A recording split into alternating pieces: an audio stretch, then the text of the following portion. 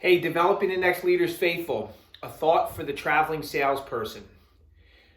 So, traditionally, we meet with people face to face, hence the traveling salesperson.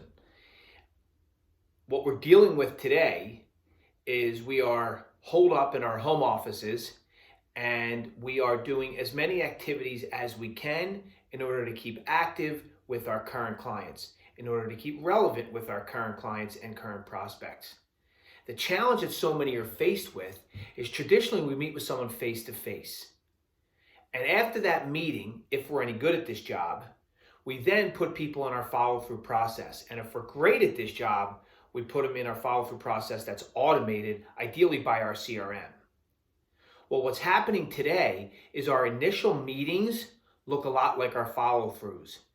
In other words, our first meeting or our meeting is a WebEx, a phone call, or an email. Traditionally, they're the sources of follow-through that we use after our meeting. Now, our meeting is those things. So what do? First thing is, don't change your process. You have a process for a reason, and use it. Use all of those same resources to do the right type of follow-through. If you do that, you're winning big time. And you're winning big time for the long term, not just the next 2, 4, 6, 8 weeks, however long we're done, however long it takes to get through this process. But keep your follow-through process going. The second thing is, so many of the traveling sales folks that we coach and that we talk to, and some of the firms that we're working with on training, they are shortening their list. Maybe they're calling their top 20 or their top 50 or their top 80, and that's who they're trying to communicate with. Well, we all have learned that running territories or businesses in a systematized or process-oriented way has always been the most successful way. In other words, if you're a financial services wholesaler, you use loops to manage your business. Now, all of a sudden, we're stuck in our offices and we all forgot about our loops.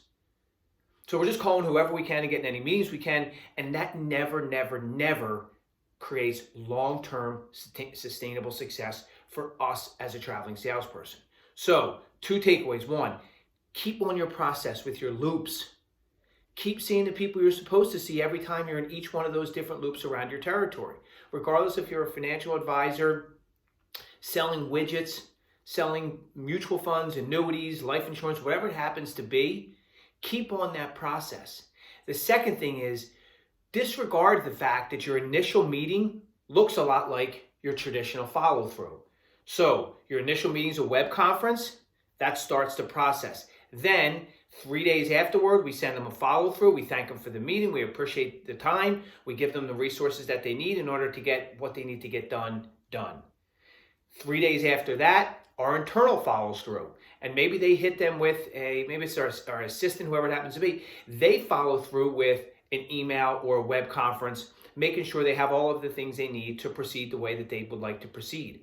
All of the things that we've done over the last 1, 3, 5, 30 years that you've been doing what you're doing as a traveling salesperson still exist today. The folks who don't believe that are the folks that are struggling mightily now and will struggle way more mightily over the next 3 to 5 years. Everyone have a great day. Stay focused, stay healthy, and stay active. You're winning.